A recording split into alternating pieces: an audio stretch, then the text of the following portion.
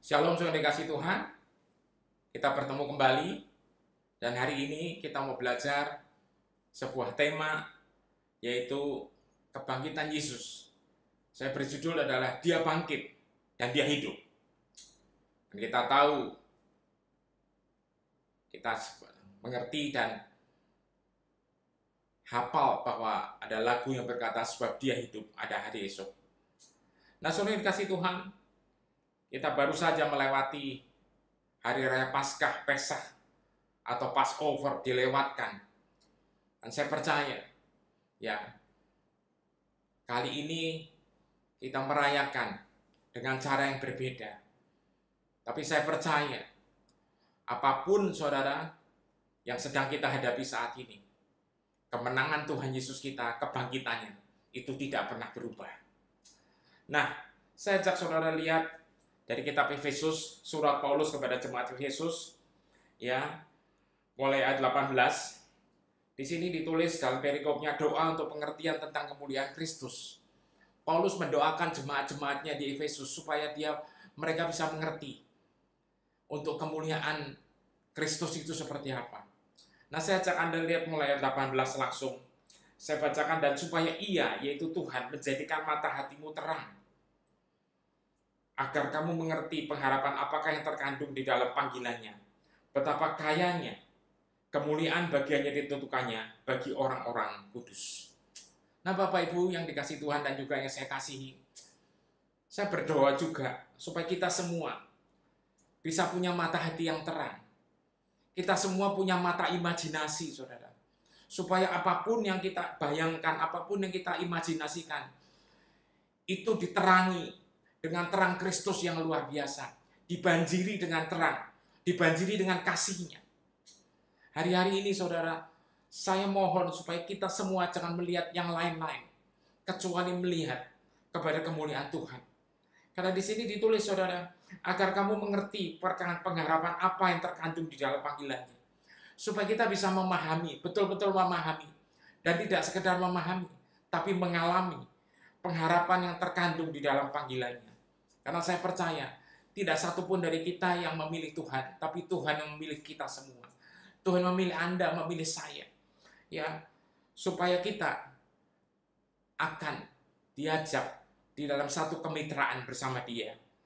Nah, untuk itu saudara, betapa kayanya kemuliaan bagian ditentukannya bagi orang-orang kudus. Saudara, kita tidak bisa menguduskan diri kita sendiri, tapi Tuhan sudah melakukannya dan menguduskan kita. Sebab itu, kita akan menikmati ini. Kalau Anda mau percaya, dan kalau Anda mau membuka hatimu, supaya mata hati kita, supaya imajinasi kita dibanjiri dengan terang Kristus. 19 berkata, dan betapa hebat kuasanya bagi kita yang percaya. Bagi kita yang percaya, yang mau percaya. Yaitu apa? Sesuai dengan kekuatan kuasanya. Kalau kita mau percaya, saudara, maka kita akan mengalami kehebatan kuasanya yang tidak ada batasnya. Kuasa yang sangat-sangat luar biasa.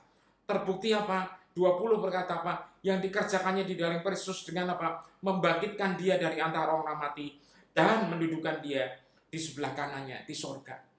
Saudara lihat, ayat ini menunjukkan Tuhan sudah bangkit. Artinya apa? Kuasanya melebihi segala-galanya. Dan kuasa ini tersedia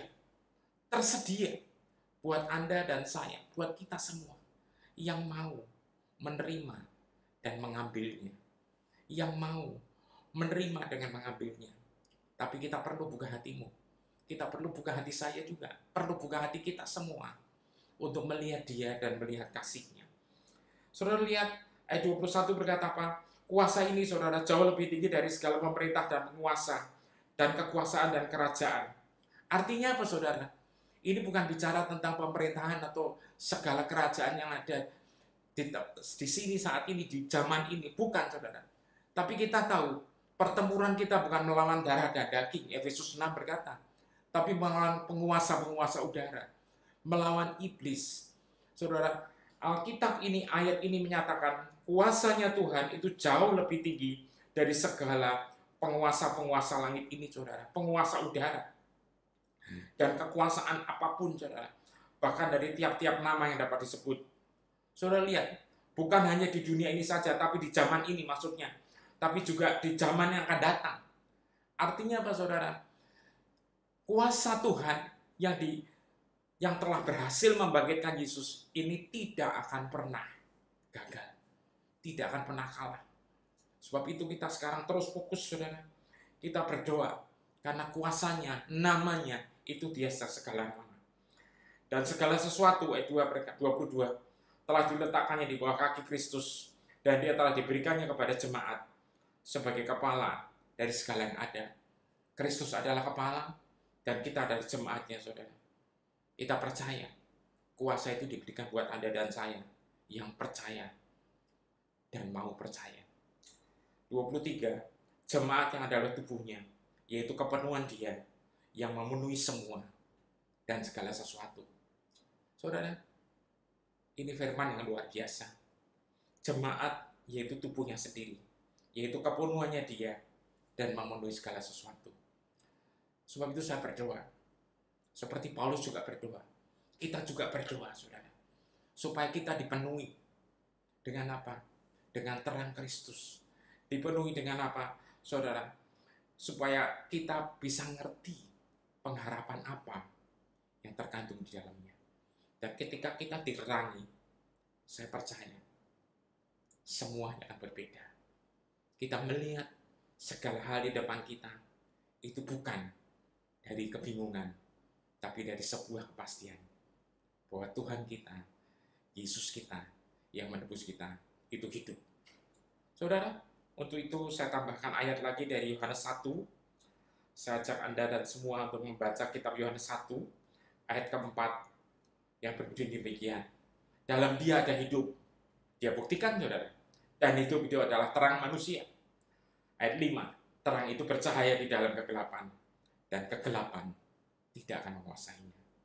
Saudara, perhatikan baik-baik. Di dalam dia ada hidup.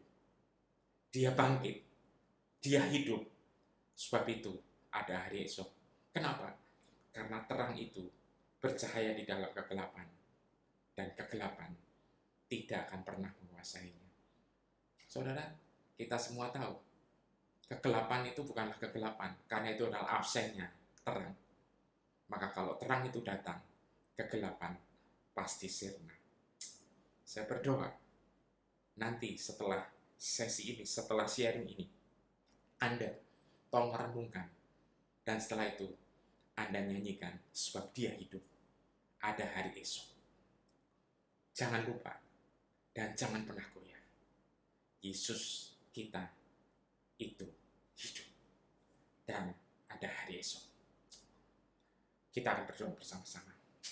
Bapa, bersyukur Tuhan buat hari ini. Hamba-Mu berdoa buat setiap kami yang mendengarkan sharing ini, Tuhan, yang melihat sharing ini, dan juga termasuk semuanya, Tuhan, supaya kami, Tuhan, supaya mata hati kami, supaya mata imajinasi kami bisa dibanjiri oleh terang Kristus, terang Roh Kudus, supaya kami boleh mengerti bahwa kami bukannya tanpa harapan. Kami tidak jalan sendirian. Kami tidak akan tersesat, karena terang-Mu senantiasa ada bersama kami dan terang-Mu menyertai kami. Kami bersyukur, Tuhan, buat karya-Mu yang final, karya-Mu yang gilang gemilang, kemenangan-Mu yang total, yang luar biasa. Karena Engkau bangkit, maka Engkau hidup kembali. Dan sebab itu, Tuhan, ada hari esok. Kami percaya, Tuhan, mulai hari ini ke depan, hidup kami dan keluarga kami tidak akan pernah jalan sendirian. Tapi kami tahu, terang Kristus akan selalu menyertai kami. Terima kasih, Bapa. Terima kasih, Tuhan Yesus. Terima kasih, Roh Kudus. Hamba-Mu serahkan semua anak-anak-Mu, Tuhan, supaya sehari demi sehari mereka boleh mengalami, mereka boleh menikmati kasih-Mu yang tidak pernah ada batasnya, kasih yang tidak pernah ada selesainya, dan kasih itu kekal adanya. Datanglah kerajaan-Mu, Tuhan, jadilah kehendak-Mu atas kami semua, keluarga kami, atas negeri yang kami kasih, Indonesia, akan seperti di surga, tepat seperti di surga. Bahkan atas seluruh bumi, Tuhan, kami juga berdoa. kerajaanmu akan turun, kehendak-mu akan jadi di bumi seperti di surga. Haleluya. Amin dan amin. Sekali lagi, sebab Dia hidup, ada hari esok. Tuhan memberkati.